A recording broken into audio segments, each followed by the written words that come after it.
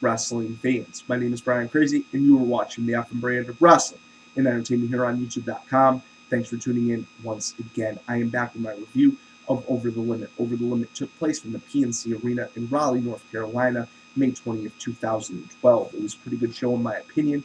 And after watching a lot of the videos of fellow members of the YWC, there's been a really mixed reaction to this pay-per-view. Now, to be perfectly honest, I thought most of the matches were quite enjoyable. Could I have seen the match card organized a little bit differently? Quite possible. But I'm going to run through the matches. I'm going to give you my thoughts. I'm going to give you the outcomes. And then you guys leave your feedback. That is the most important thing. After you hear my thoughts, I want to hear yours. And rest assured, if I don't get back to every comment, I do read every comment that you guys submit. So thank you for commenting on these videos, liking them, favoriting them, and also passing them along to other friends that may be wrestling fans. Before we get started, please also check out the official website of the FM brand at FightNationWrestling.com. And please also follow me on my new Twitter at BrianCrazy2001. So we start off the show, pre-show 7:30 live on YouTube. Kane versus Zack Ryder. This is the match everybody's wanted to see since this feud has started. The feud that cost Zack Ryder not only his girlfriend in Eve, his friend in John Cena, his health, this, that, or the other. It culminates tonight. And unfortunately, we really didn't get the culmination that we wanted to see. Zack Ryder was in control for a short period of time. Kane decimated and dominated for the majority of this match and picked up the win over Zack Ryder via chokeslam. It was kind of uneventful. And honestly, Zack Ryder is a very good talent, and they just don't let him showcase that talent enough. And Kane would have been the perfect measuring stick to have Zack Ryder show some of that ability off against. And I really thought it could have been a little bit more for how much this story has been built up.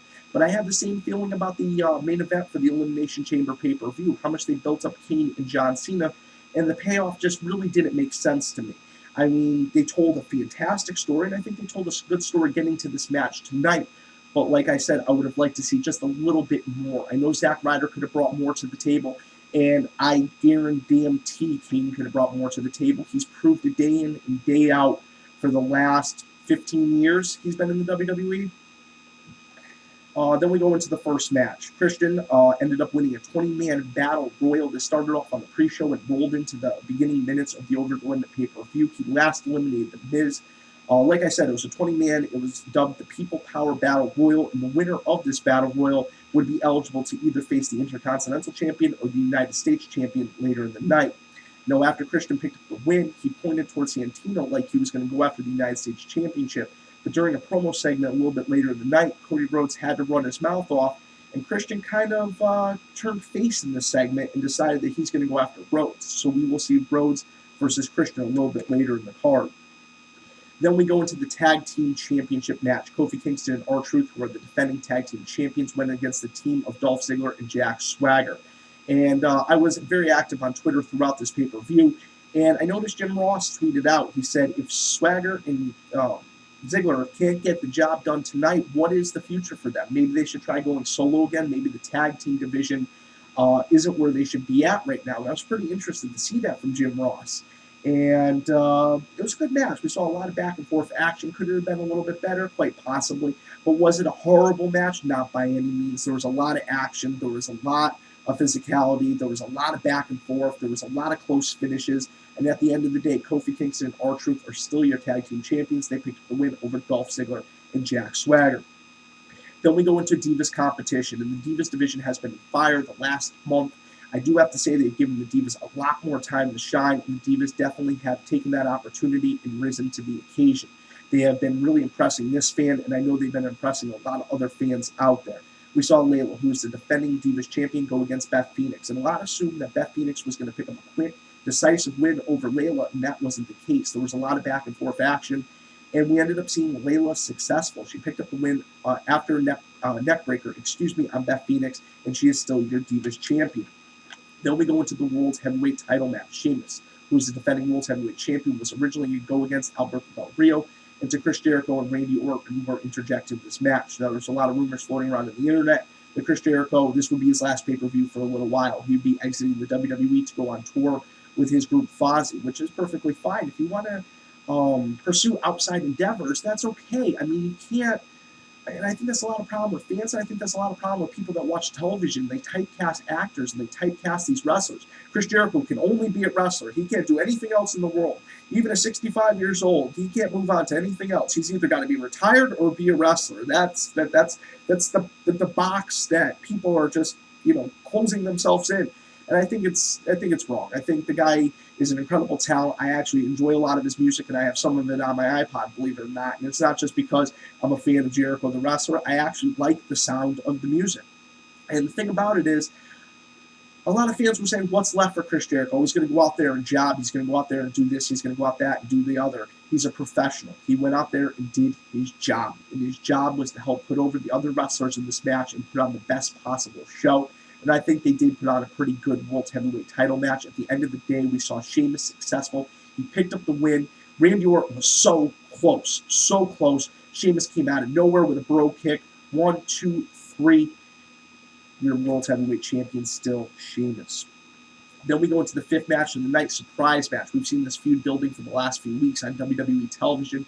The Miz came out, he was mocking Brodus Clay, and then out came the Funkasaurus. And The Miz probably took it to the Funkasaurus more than anybody else has, with the exception of maybe Dolph Ziggler and Jack Swagger. A lot of people are complaining about The Miz's current position. The Miz has helped putting over the Funkasaurus. He's legitimizing the Funkasaurus, and The Miz appeared higher on the card than the World Heavyweight title match.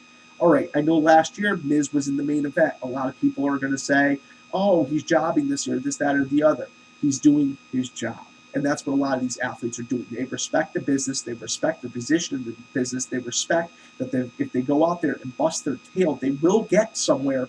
And me, as a fan, and I know a lot of fans out there, respect the athletes. They respect the business. They respect these guys. They go out there and put their necks on the line. This is physical combat, staged or not. Injuries do happen. And we need to have some respect for these athletes. And I think that's the number one thing I drive home here on FNTrueWrestling is respect for the athletes, the entire effort brand. Any channel that you see me appear on or my broadcast colleague JC Styles appear on, we try to push that point home.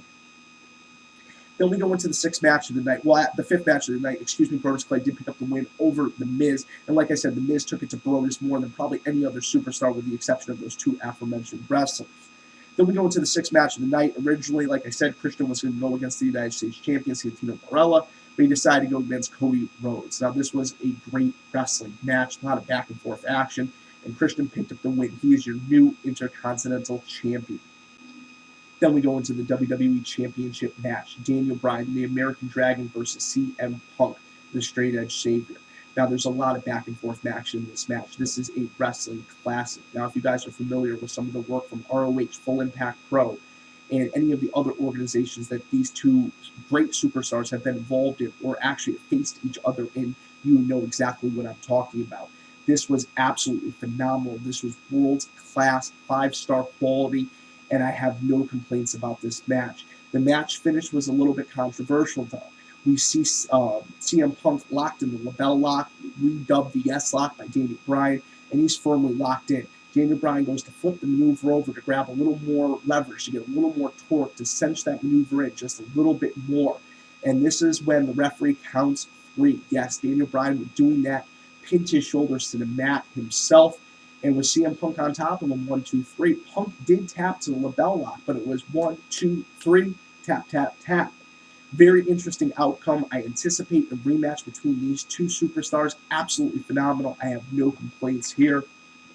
Then we go into the 8th match of the night, Ryback versus Camacho. Now, this is a bonus match. Camacho is the son of a WWE legend, and actually tonight he was the first man to take Ryback off his feet. I was kind of impressed with that, and that was about it, though. Ryback just dominated and decimated Camacho like he has every other WWE superstar and completely destroyed him.